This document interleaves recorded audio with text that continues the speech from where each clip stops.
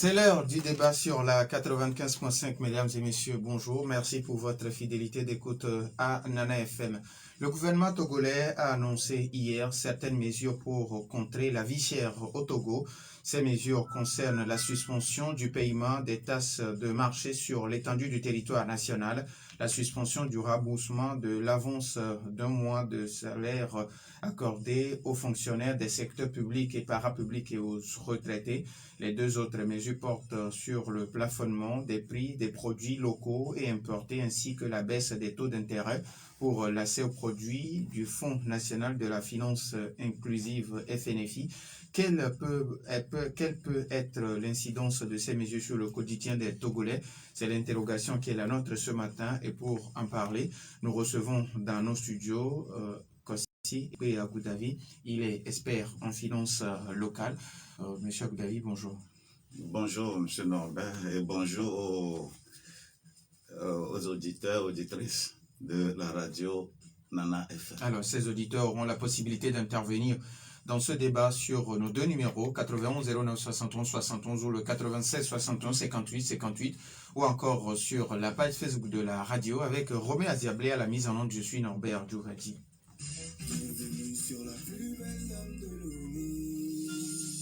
Une fois encore, merci pour votre fidélité d'écoute. La suspension du paiement des taxes de marché sur l'étendue du territoire national, la suspension du remboursement de l'avance d'un mois de salaire accordé aux fonctionnaires des secteurs publics et parapublics et aux retraités, deux autres mesures qui portent sur le plafonnement des prix des produits locaux et importés ainsi que la baisse des taux d'intérêt pour l'accès aux produits du Fonds national de la finance inclusive FNFI.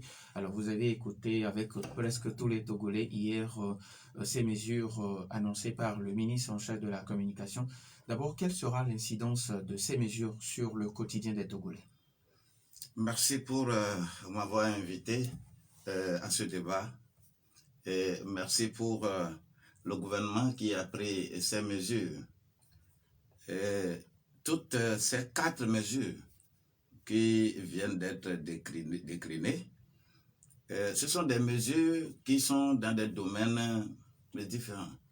Donc on ne peut que les prendre une à une pour voir ce que ça donne. Avant d'annoncer ces mesures-là, dans le discours du chef de l'État, il a mentionné le taux de croissance, qui est 5,3 de l'année 2021. Cela veut dire que en économie, quand il y a croissance, on doit penser au développement. Penser au développement, c'est la redistribution des ressources gagnées à travers la croissance. Et je pense que c'est l'essentiel, c'est la redistribution des ressources que nous avons accumulées à travers la croissance, le taux de croissance qui est annoncé. Et comment redistribuer cela? Et cette redistribution, on parle de suspension, on ne parle pas de suppression, on parle de suspension. Donc ce qui veut dire qu'à court terme, le pouvoir d'achat du fonctionnaire du secteur public et privé, ceux qui ont eu les avances sur salaire, à court terme, leur pouvoir d'achat va augmenter. C'est une incidence. Quand on parle de suspension, on peut décliner d'autres incidences en la matière.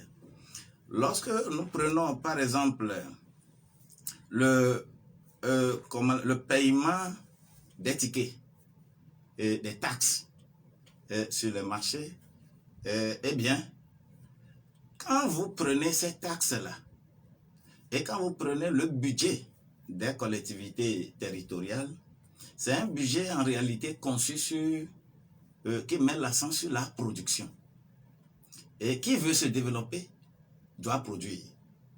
Et les maires doivent accumuler des ressources pour faire des investissements afin de produire.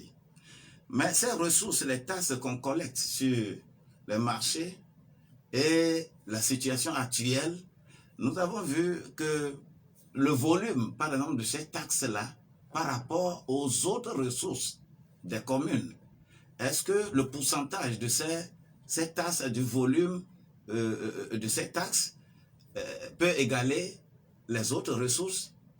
Et aussi, tout le secteur privé, le secteur commercial, ne paye pas ces taxes. On parle de taxes sur le marché. L'entrepreneur qui est quelque part, il n'est pas sur le marché. Celui qui est réellement fixe et a des locaux et vend dans ces locaux-là, a d'autres taxes. On ne parle que des taxes. Quelle série de taxes il s'agit? C'est à nous de mieux pénétrer ces séries de taxes avant de pouvoir nous prononcer là-dessus. Mais le fait qu'il y aura une compensation sur 3 mois, une compensation de ces taxes qu'on ne pourra pas percevoir sur le marché, ce serait également une ressource.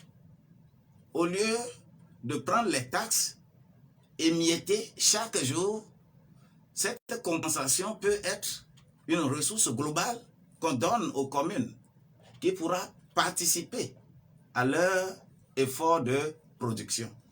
Donc c'est aussi une incidence.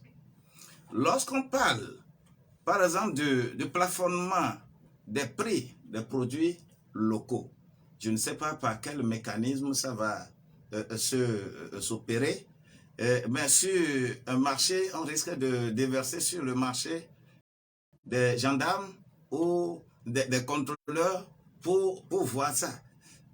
La mise en application de cette mesure, personnellement, c'est un problème. Ben, si on peut contrôler ça, cela peut maîtriser quand même l'inflation qui est là. Mais c'est son application qui serait un petit problème. Ce qui a même suscité ma seconde question qui cherche à savoir, est-ce que l'État aujourd'hui a les moyens de plafonner ces prix-là sur le marché? Oui, c'est ce que je suis en train de dire. Lorsqu'on va sur le marché, et d'ailleurs, les taxes, les femmes ont vraiment de tollé avec les collecteurs, qui, d'une manière ou d'une autre, qu'on dit qu'ils ne sont pas bien formés, qui ne s'adressent pas bien aux gens. Eh bien, lorsque nous prenons également cette situation où il faut contrôler et plafonner le prix du maïs, du mil, du sorgho, quand il faut plafonner ça, alors il faut... moi, je crains que les moyens qu'on va utiliser pour contrôler ça risquent d'être plus élevés que les retombées, l'incidence qui serait là-bas, si on veut vraiment contrôler ça. Sinon, ce plafonnement, c'est la mise en application qui serait un peu la problématique. Quand je prends par exemple la baisse du taux d'intérêt, ça c'est au niveau monétaire et de crédit. Lorsque le taux d'intérêt diminue, cela suscite et pousse l'opérateur économique à faire quoi? À avoir le crédit. Quand on diminue le taux, cela veut dire qu'il y a une masse monétaire qui est là. Il y a de liquidité qui est là.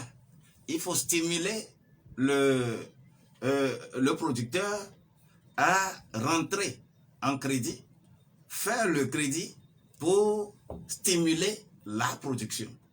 Et c'est une bonne chose. Mais toutes ces mesures sont des mesures temporaires. Ce sont des mesures qualifiées de 3 trimestres, 3 mois. Bon, est-ce que cela suffit en matière d'investissement si on peut accumuler assez de ressources dans les 3 mois-là pour pouvoir faire face à la vie chère? Ah, Dieu merci. Dieu merci. Bon, de façon ramassée, c'est ce que j'ai à dire sur les 4 mesures. Alors, on sait que pour certaines mesures, c'est juste 3 mois, comme vous l'avez si bien dit. Est-ce que après les 3 mois, la situation ne va pas redevenir ce qu'on connaît aujourd'hui? Non, vous savez, les phénomènes économiques sont des phénomènes très têtus. Et la face que l'économie présente aujourd'hui, il faut prendre les mesures de façon radicale aujourd'hui. Lorsque le mécanisme va changer, lorsqu'on va revoir les choses, et lorsque je pensais à la suspension des remboursements, moi-même je me suis posé la question. Bon, c'est un rééchelonnement? Est-ce un rééchelonnement ou bien je ne sais pas. Quand on dit la suspension ne sera plus de vigueur, on va recommencer à prendre ou bien quoi? C'est tout un ensemble. Si nous avons un taux de croissance qui est encourageant, bon, on peut prévoir d'autres mesures pour consommer et participer au développement.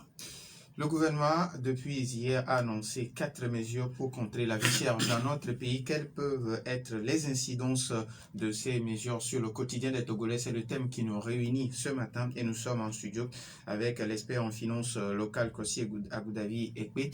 Vous, chers auditeurs, vous avez donc la possibilité d'appeler sur les 2 numéros 91 09 71 71 ou le 96 61 58 58, mais après, bien sûr, la pause.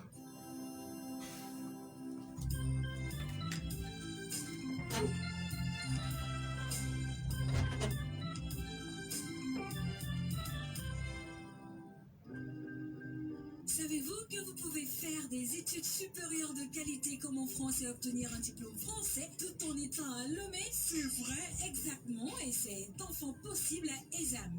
École supérieure d'audit et de management est pleinement à votre disposition et accompagne les jeunes et étudiants à réaliser leurs rêves en leur offrant la formation LMD délocalisée, en leur donnant une ouverture d'esprit de compétition à l'international pour développer librement la passion de l'excellence.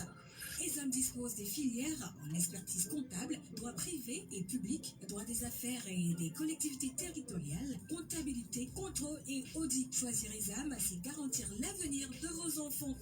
ESAM est situé sur l'avenue Nicolas Gruniski, près de l'ancien hôtel de ville de Lomé. Avec ESAM, c'est 100% d'employabilité. Contact 22 21 16 16 90 18 05 50. ESAM, la passion de l'excellence. Centrinos Raphaël en concert live. Yo la famille, c'est Centrinos Raphaël. Ce samedi 30 avril à 18h, je vous invite à mon concert live au Palais des Congrès de Lomé à l'occasion de la fête de l'indépendance de notre cher patrie le Togo. Faites massivement de déplacement avec la fête urbaine, on est ensemble. Le California Boy, le Dagbe national, convie à sa fête.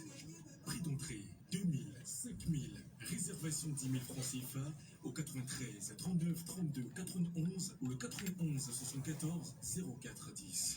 Concert de l'indépendance live Centrinos Raphaël ce 30 avril au Palais des Congrès de Lomé, un événement Mansagro.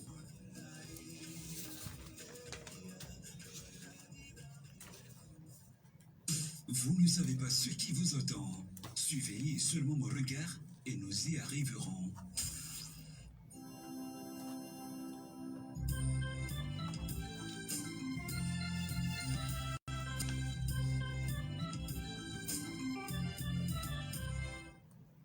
Retour dans les studios de Nana FM 91 09 71 71 ou le 96 61 58 58. Nous avons un premier auditeur en ligne. Nana FM, allô?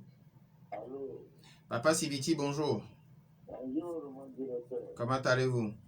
Bonjour, ça va. Bonjour, monsieur l'expert. Bonjour, Papa Sibiti. Je ne vous entends pas. Bonjour, Papa Sibiti. Merci beaucoup. Allez-y. D'abord, dans mon point de vue, je remercie le président de la République qui a pensé à sa population. On a des vérités qui ne parlent pas et ne parlent pas. Et nous, ce qui nous concerne, cet argent pour notre mieux vivre. C'est suspendu. Vous voyez, de la même façon, ils ont traité nos départs à la retraite sont suspendus. Maintenant, s'ils sont suspendus, ça n'a pas été supprimé. Il avait dit que c'est supprimé. Nous tenions content. Ça veut dire que d'un jour à l'autre, on va nous surprendre à rembourser ces choses-là. Je l'avais dit au début que bon, comme c'est un prêt, nos achats, si quelqu'un a pris 200 000 et on lui soustrait 18 000 francs, son achat diminue de son pouvoir d'achat suite de 18 000 francs. Maintenant, il est revenu. Pour le maintien, ce n'est pas facile. Quand vous dites que la tête de votre voisin ou bien prochain n'est pas chargée, donnez la vôtre pour tâcher voir si on peut trouver les muscles. Bon, mais est-ce qu'il ne pouvait pas supprimer ça? On va applaudir plus. Maintenant, on a applaudi, mais c'est le plus que nous voulons. Ou bien, il attend pour venir dire qu'il va nous faire une augmentation de salaire qui va compenser et nous demander de payer ce qu'on doit. Merci beaucoup. Mais nous le remercions. Merci. Pas à partir de quel bien. Merci beaucoup. Merci à vous aussi, Papa Sibiti. Nous avons un autre auditeur en ligne. Nana FM, allô? Oui. Pélé, bonjour. Bonjour. Oui, allez-y. Bonjour, M. Pelé. On doit la poser avec les humains. Mais, c'est la théorie. C'est la pratique à suivre. C'est ça le concertation, c'est que le gouvernement, la situation du gouvernement de théorie. Au niveau de l'administration, c'est faisable. Sur le plan informel, c'est-à-dire qu'on dit qu'on a utilisé les prix de choses, il va les utiliser. Ce qu'on veut du gouvernement est très simple. C'est-à-dire qu'il n'a qu'à ouvrir les frontières. C'est ça la préoccupation majeure de la population. Ouvrir les frontières, il n'a qu'à faire que au niveau sur les voies, c'est-à-dire les raquettes que font les policiers, les gendarmes, tout ça là, ça augmente le prix du transport. C'est ça la préoccupation majeure. Mais on va dire qu'on va diminuer les choses. Regardez un peu ce qui s'est passé demain, parce que ça, il y a fait de discuter avec les syndicats. Est-ce que nous voulons le syndicat est élevé là-bas? Qu'est-ce que le Bénin a plus que le Togo? C'est la question que le peuple togolais maintenant pose. Qu'est-ce que le Bénin a plus que le Togo? Ce n'est pas le Bénin, le pays même du Bénin a plus que le Togo comme ressource. Il n'y a rien. Le Bénin n'a rien. Le Bénin n'a que les ressources humaines. Et les taxes, et puis c'est fini. Est-ce qu'on a fait tout le problème togolais réellement? Merci à vous, Monsieur Pelé. 91 09 71 71 ou le 96 61 58. Nana FM, allô? Allô, bonjour, Norbert. Monsieur Garo, comment allez-vous? Ça va très bien. Bonjour à ton invité. Merci. Bonjour, M. Garo. Si vous demandez quelque chose à votre passage, bon, il ne vous écoute pas, bonjour, il dit bon, voilà, prenez. C'est que c'est quand il va vous donner. Nous, on l'applaudit avec ses yeux, mais, et en plus, merci avec grand yeux. D'accord. Bon, secondo ce que moi j'ai déjà fait la geste, c'était un bic rouge, que j'envoie à la présidence pour M. Fort, pour faire un grand plan sur l'état de l'aéroport de OTR, là. Merci, bonne journée. Bonne journée à vous aussi, Monsieur Garo. Nana FM, allô? Oui, alors bonjour. Marcel Dadido Gomé, comment allez-vous? Ça va bien, merci. Alors, je vous écoute. Je voudrais dire que l'État togolais, le gouvernement togolais, a pour coach notre fameux Adebayor Seyi. Ah bon? Parce qu'ils sont très forts en dribble. Avec les décisions prises, c'est à saluer. Ce n'est pas négligeable. Mais tout le temps, ce que le gouvernement fait est parcellaire. C'est seulement une partie de la population qui est intéressée. Pourquoi ne pas faire intéresser toute la population. Nous le disons toujours. Pour les taxes dans le marché, on parle de suspension et non De suppression. pardon, oui. Et non de suppression. Et les taxes au niveau des communes. Et il y aura compensation. Là, c'est très grave. Parce que si on parle de compensation, les communes ne sont pas sûres de rentrer dans leur fonds dans les 3 mois. Parce que s'il y avait plutôt subvention, ça veut dire que ces fonds seront versés aux communes avant même le début du décret. Les prêts pour les fonctionnaires et les retraités. Quand je parlais de partialité, je voudrais dire que ces prêts ont été faits aux fonctionnaires du public et du parapublic. Moi, si je suis un retraité, je n'ai pas eu ce prêt parce que moi, je suis à la Caisse nationale de sécurité sociale. Nous qui sommes là-bas, nous n'avons pas été intéressés par ce prêt. C'est vraiment dommage. C'est pourquoi je parle qu'ils ont pour coach à Adebayor. Ils sont très forts en dribble. Et maintenant, oui. Je veux parler, pour ne pas trop monopoliser la parole. Quelqu'un a parlé tout à l'heure du Bénin. L'autre a parlé des frontières. Oui. C'est le vrai problème, ça. Au Bénin, le SMIC a été porté à 50%, si je ne me trompe. Le Bénin n'a jamais fermé ses frontières. Le Ghana vient de les ouvrir. Mais qu'est-ce qu'ils attendent au Togo pour ouvrir nos frontières? Qu'est-ce que les Togolais ont de plus qui fait que nous sommes plus malades et on a besoin de nous protéger plus contre ce Covid, qui est une maladie tout à fait inventée.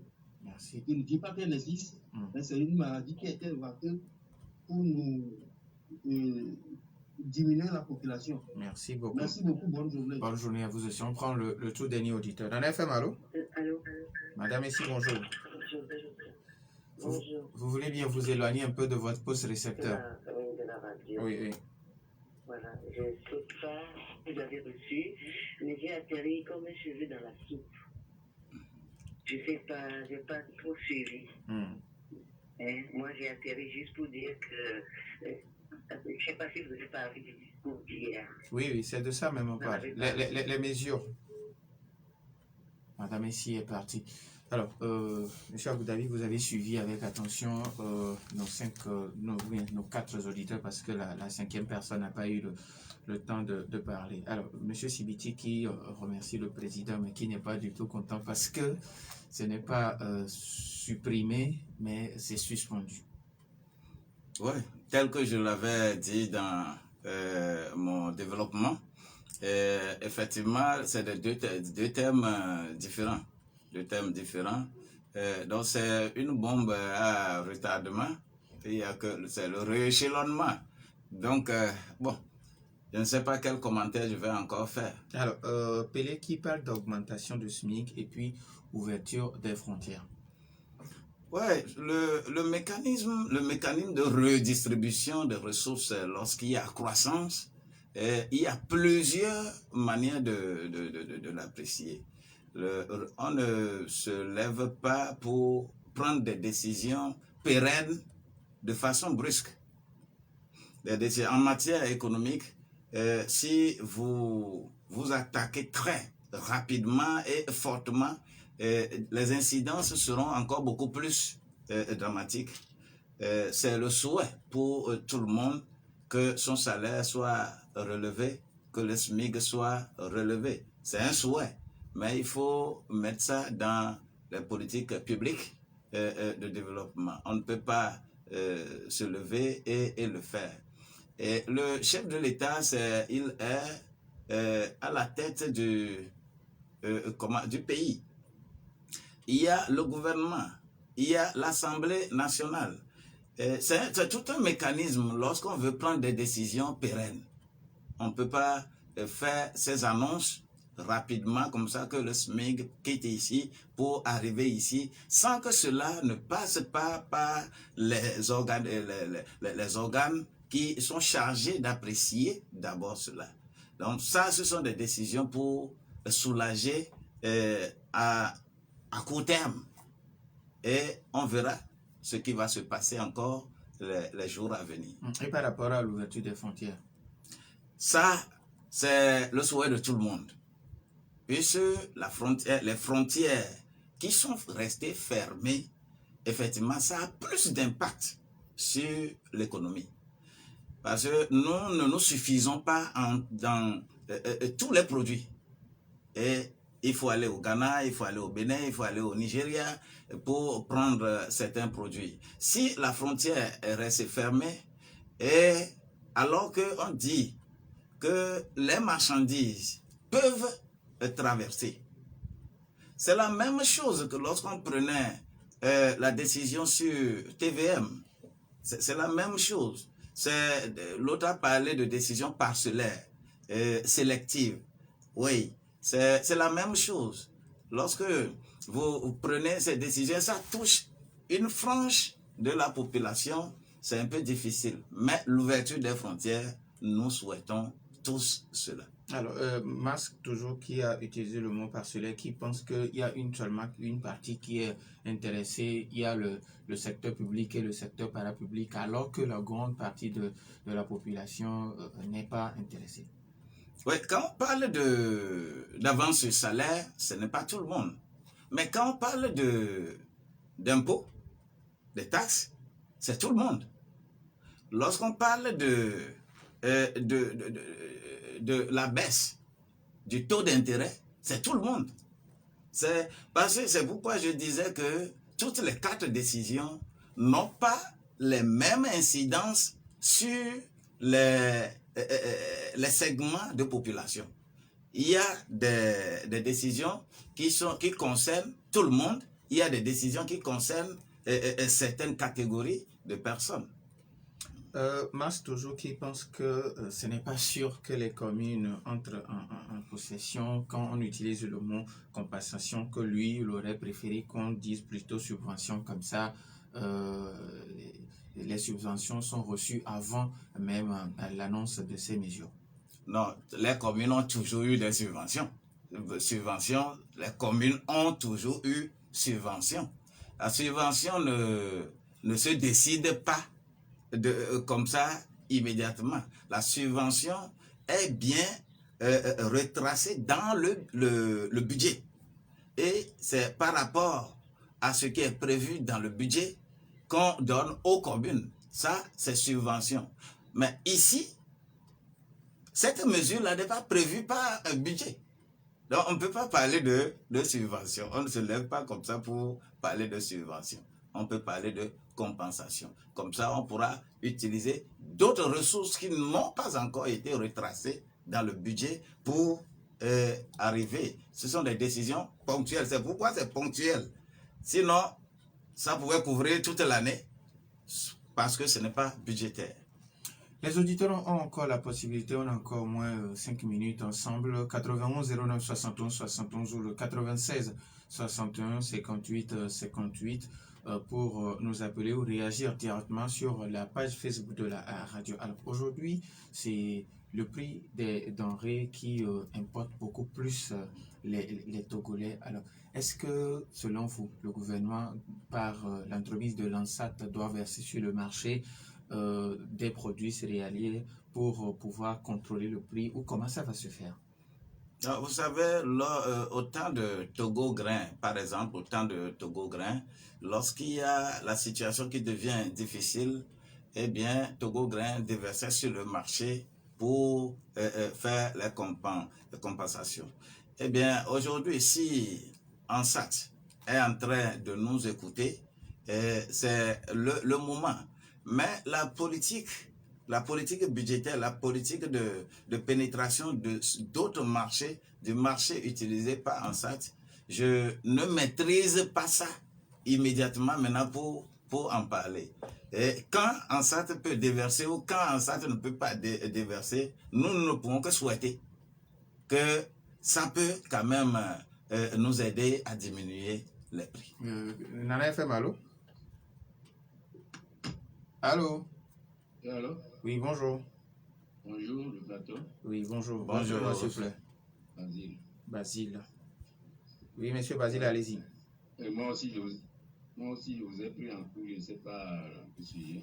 Alors, on parlait des 4 mesures annoncées hier par le gouvernement, à savoir la suspension du paiement des taxes de marché sur l'étendue du territoire national, la suspension du remboursement de l'avance d'un mois de salaire accordé aux fonctionnaires des secteurs publics et parapublics et les 2 autres mesures qui portent sur le plafonnement des prix des produits locaux et importés, ainsi que la baisse des taux d'intérêt pour l'accès aux produits du Fonds national de la finance inclusive du FNFI. On demande quelle est l'incidence de ces mesures sur le quotidien des Togolais.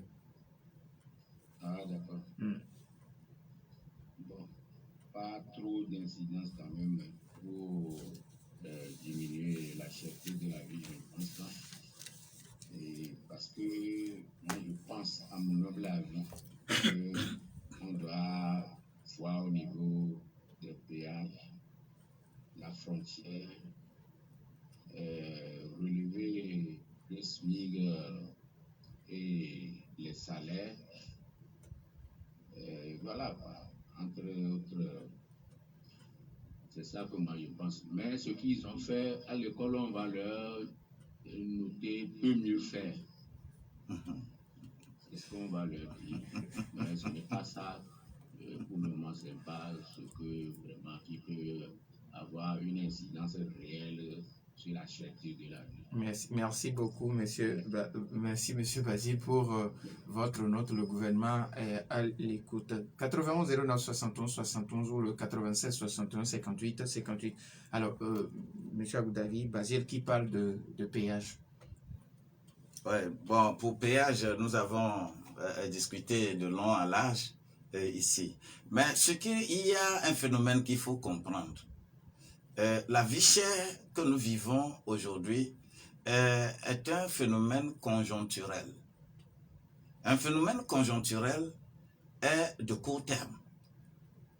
Quand ça devient une crise, on prend des mesures pour s'attaquer à la crise. Et tant que c'est des phénomènes conjoncturels, on prend des mesures conjoncturelles. Et pour réfléchir, si cette conjoncture devient une crise, eh bien, il faut prendre alors des décisions stratégiques. Puisque ce sont des décisions tactiques qui sont aujourd'hui prises dans ces mesures-là.